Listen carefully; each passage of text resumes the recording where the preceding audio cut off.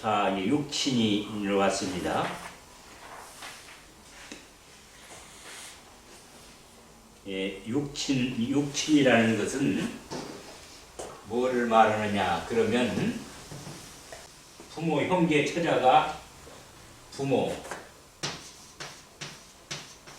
형제, 처자, 이게 육친이에요.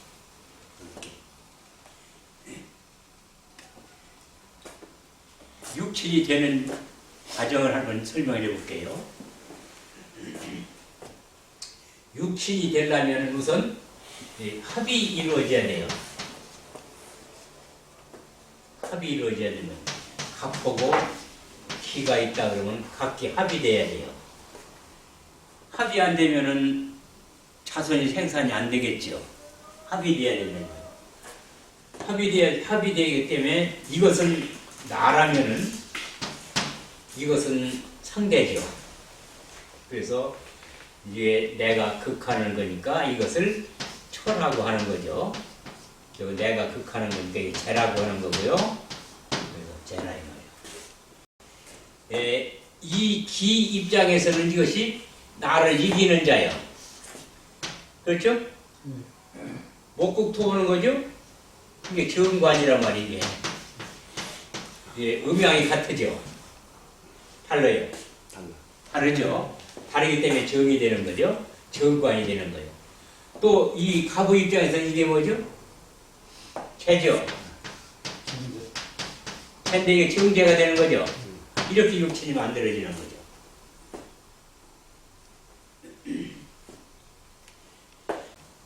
처와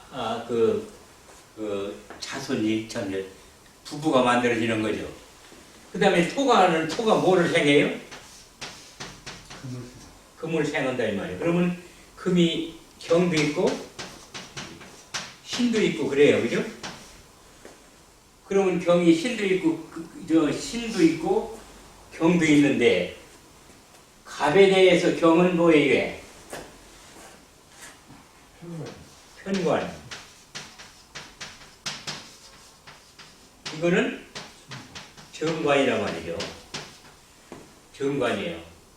그러면 초 입장에서 기토 입장에서 이게 뭡니까?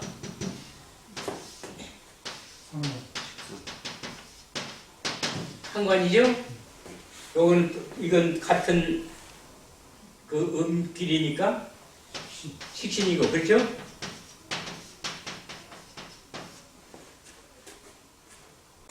그러면은 이 간목 입장에서 요 자손은 간목 입장에서 자손은 이게 편관 정관이고 기토 입장에서 자손은 상관식신이고 이렇단 말이에요. 여자의 자손은 상관식신이고 남자의 자손은 정관 편관이라 그런 소리예요. 이렇게 된다 이거예요. 그러면은 형제는 누구냐 그러면은 형제는 을이나 갑이 형제겠죠. 갑에 대해서. 그렇죠? 그 형제면 갑에 대해서는 이게 무슨 일이에요? 비견이 되는 거고, 을은 겁재가 되는 거죠.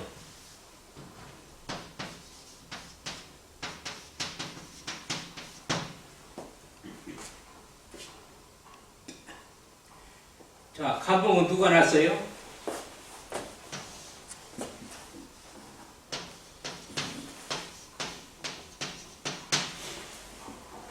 수생목에 있으니까. 그렇죠? 임이나 개가 났죠. 그러면 임은 이게 뭐 이렇게 되면 같은 양이니까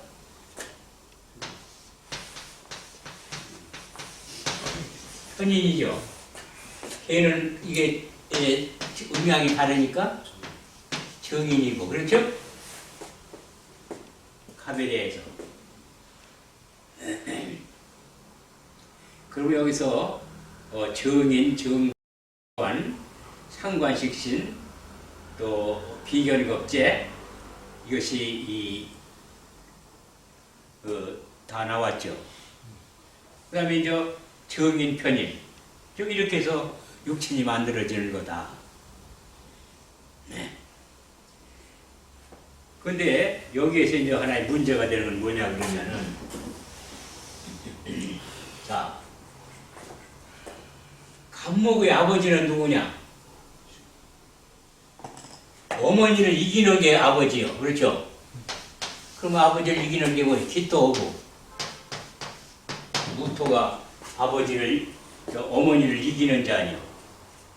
그렇죠? 그러면은 어머니를 이기는데 이 기토는 이 임수를 어떻게 해야 돼요? 정으로 극하죠. 또 무토는 개를 정으로 극하죠. 그때 말이에요. 그러면은 이게 어머니잖아요. 어머니를 정하게 극하는 것은 요게 정부란 말이에요. 이게. 그렇죠? 어머니와 합하는 자니까 이게 임은 안 하잖아요. 그렇죠? 네. 그러니까 요게 개하고 무어가 합하는 거기 때문에 이게 정부다 이 말이죠. 그러면 정부가 나한테는 뭐냐 이 말이겠지. 목국토하잖아요. 그러면 이것이 편제가 되죠. 그렇죠? 편제가 돼요. 그러면은 자, 자식이 부모를 이기는 게 그게 옳은 거예요, 안 옳은 거예요? 옳은 거예요. 예? 옳은 거예요. 옳은 게 아니다 이 말이에요. 일륜적으로 해서 어떻게 자식이 아버지를 이겨? 아버지를 극하면 안 되잖아요. 공경은 못할 망정 극해서는 안 되잖아요. 그러니까 이거를 부정하는 학파가 있다 이거예요. 이래서는 안 된다. 그래서 그런 사람들은 어떻게 하냐면 식신상관을 그냥 자식으로 봐. 식신하고 상관을 여자거나 남자거나 간에 이걸 자손으로 본다 이 말이에요. 이렇게 이제 이것을 뭐라 그러면 육효이론이라고 그래요. 육효이론. 육효이론이라고 한다 이 말이에요. 육효이론을 육효에서는 이렇게 보니까요. 육효이론을 취용했다 이렇게 하는데 이것이 이 정설은 아니에요. 정설은 이게 정설이에요. 이 정설만 알고 있어서 상관없어요. 그렇지만은 그 적천수라든지 적천수 징의 같은 이런 책을 보게 되면은 이런 말이 나와요. 식신상관을 다 아들 자손으로 봐. 그런 경우가 생기는 거니까 이런 때에도 그것이 틀렸다고 하는 게 아니라 그 사람은 이러한 이론으로 안목으로 그걸 보고 있다 이렇게 이해하시면 되는 거예요. 실제 유튜브 보면은 그렇게 자식을 관으로 안 보고 식상으로 보가지고 푸는 사람들이 들어 있더라고요. 네. 참 많이 그게 이제 나오고. 적천수 이론이에요.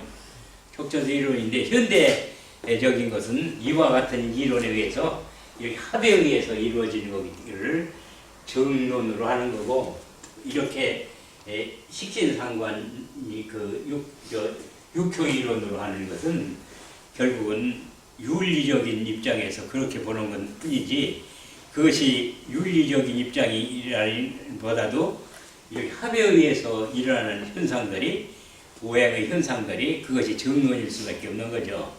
지금은 이렇게 써요. 이게 정론이고 다수설이고 이런 것도 그 전에 그렇게 했던 것 뿐이라는 것만 기억해 두시면 돼요.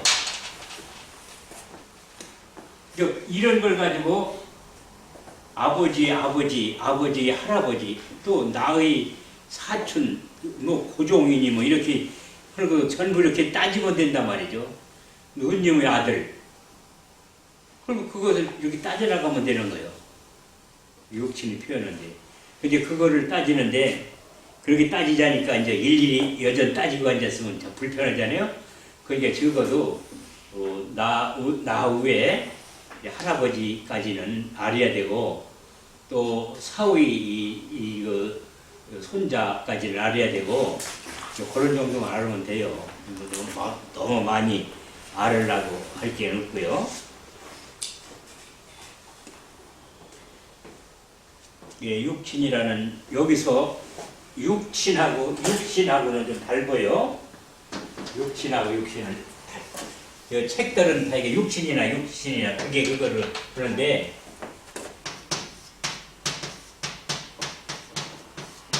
육신이라는 건 인순이 이제 정인이 편인이 이렇게 하는 것을 육신이라 그러는 거예요. 이거 이렇게 하는 게 육신이에요. 그러나 육신이라는 것은 어머니니 아버지니 이렇게 하는 게 육신이에요. 그러니까 이게 인수면은 정인이면 어머니다 그런데 정인이라는 말은 육신이라는 말이고 어머니라는 말은 육신이라는 말이에요. 그거를 혼동해서 쓰는 것은 옳지 않은 거예요. 근데 책마다 다 혼동해서 써 있어요.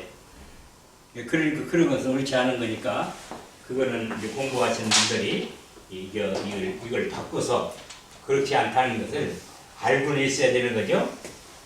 남이 책이 쓰여 있더라도 그거를 옳게 쓴 것은 아니라는 걸 알고 있어야 되는 거죠.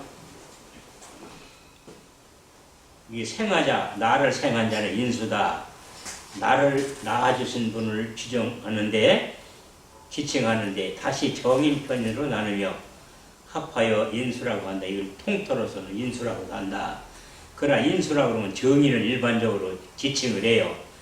예를 들어서 수생목이니 수는 목의 인수이다. 정인과 편인의 구분, 양이 음을 생하거나 음이 양을 생하면 정인이라 하고 양이 양을 생하거나 음이 음을 생하면 편중되어 있으므로 편자를 써서 편인이라고 한다. 간목은 임계 해자수가 생을 생한 것이다. 계수가 간목을 생하였다면 계수는 간목은 양인고로 정인이 되어 생모이다. 계수가 을목을 생하였다면 같은 음이므로 편인이며 편모이다. 다른 간지도 이와 같이 따지는 것이다. 그죠? 비하자 비견겁제 나와 같은 오행은 동기다. 형제자매죠. 음양이 다른 동기와 음양이 같은 동기가 있게 된다. 예를 들어서 갑을 일면은 모두 목인이 동기이다. 이중 갑과 을과 묘와의 관계는 양과 음이므로 겁제가 되어 이성의 형제자매가 된다. 즉, 이 갑이면은 오빠고 을은 누이 동생이고 이렇다 이런 얘기죠. 갑과 이는 같은 양이므로 이를 비견이라 하며 동성의 형제자매가 된다. 그러니까 형님 동생이 이렇게 되는 거죠. 아생자는 식신상관이다. 내가 낳은 자, 내가 생하는 사람은 자녀이다. 이를 식신상관으로 나눈다. 나와 내가 생한 사람과의 관계에서 양이 음을 생하거나 음이 양을 생하면 상관이 되고 음양이 다르면 양이 양을 생하거나 음이 음을 생하면 같으면은 음양이 같으면 식신이 된다. 예를 들어서 간목은 병화와 정화, 사화, 오화를 생할 수 있다. 간목이 정화를 생하였다면 간목은 양이고 정화는 음이므로 상관이 된다. 간목이 병화를 생하였다면 양이 양을 생하였으므로 이것은 양이 편중되었다 해서 식신이 된다. 을목도 병화, 정화, 사화, 오화를 생할 수 있다. 목생화할 수 있다. 을과 병은 을이 음이고 병이 양이니 상관이고 을이 정을 생하였다면 음이 음을 생하였으므로 식신이 된다. 그래서 식신상관을 이렇게 표현하고 있는 거죠. 또 극하자, 재성.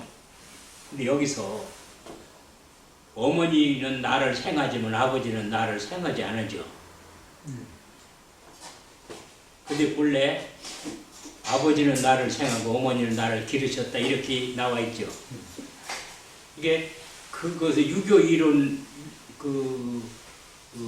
이론으로 따지면은 시계상관이 아들이거나 딸이거나 해야 맞아요. 그런데 이 음양오행의 생극관계로 따지면은 그게 틀린 소리죠. 아극자 재성이다. 내가 극하는 것은 재성인데 그걸 천하 재물로 보는 거다. 내가 극하는 것을 재성이라고 하며 이를 다시 정제와 편제로 구분한다. 양이 음을 극하거나 음이 양을 극하면 정제를 하고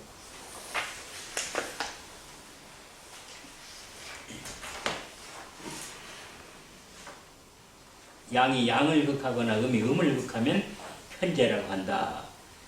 예로서 갑이 기, 흉, 미, 토를 극하면 양이 음을 극한 것이니 정제이고 을목이 무진수를 극하면 음이 양을 극한 것이니 이것도 정제이다. 갑이 무진수를 극하거나 을이 기충미를 극하면 양이 양을 극하고 음이 음을 극한 것이니 편제가 된다.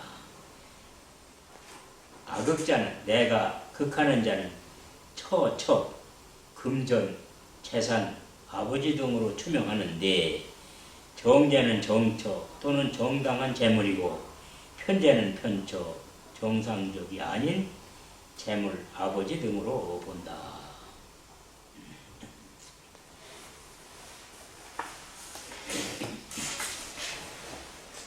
근데 이 큰 돈을 번다든지 하는 것은 다 편제가 있어야 되고 장사하는 사람은 편제가 있어야 돼요.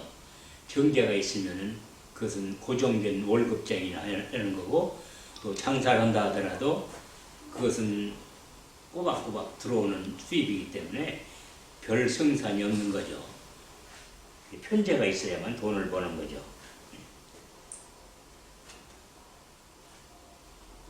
아극자 관살이다. 극하자 극하자 나를 극하는 자는 관살이다.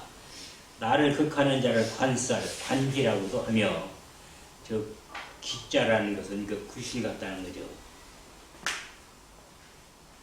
이를 정관과 편관으로 구분한다. 그래서 편관이 더 나쁜 작용을 하면은 귀신 같은 역할을 한다. 그러면서 귀자를 붙인 거예요. 그래서 관기 그러면 관이라는 건 정관이고 기라는 건 편관이다.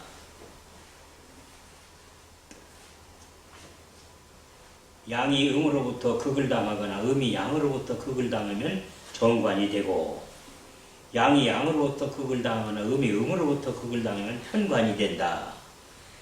예로서 갑이 경신 신유로부터 극을 당하니 경신 신유는 갑을 극하는 자로서 관살이 되는데 갑이 신유로부터 극을 당하면 양이 음으로부터 극을 당하는 것이며 을이 경과 신으로부터 극을 당하면 음이 양으로부터 극을 당하는 것이니 정관이라 하며 음양이 다르기 때문에요. 갑이 경신으로부터 극을 당하면 을이 당하거나 을이 신유로부터 극을 당하면 양이 양으로부터 극을 당하고 음이 음으로부터 극을 당하는 것으로서 편관이 된다.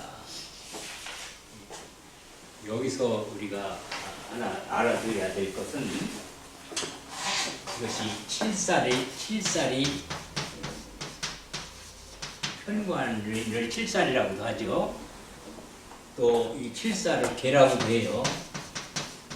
구실 같은 놈이라 이렇게 얘기를 해요. 근데 이 편관이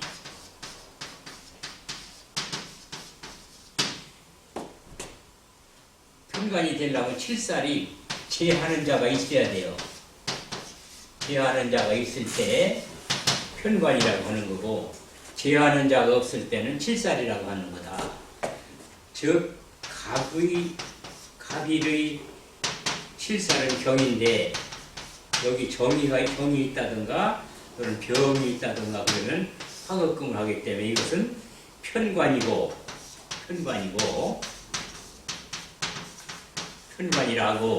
만약 이게 없다고 그런다면 이것은 칠살이 되는 거다.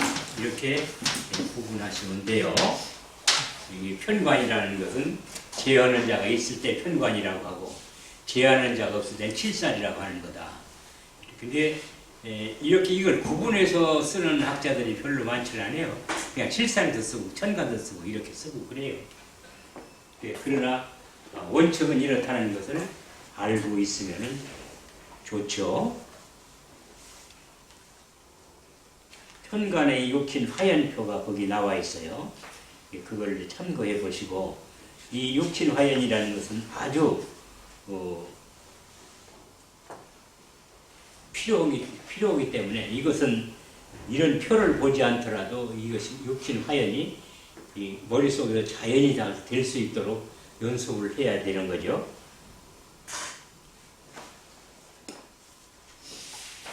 네, 이거 그 육친은 남자하고 여자하고 조금 닮은 점이 있어요. 조금 쉬어가지고 닮은 점을 또 하자고요.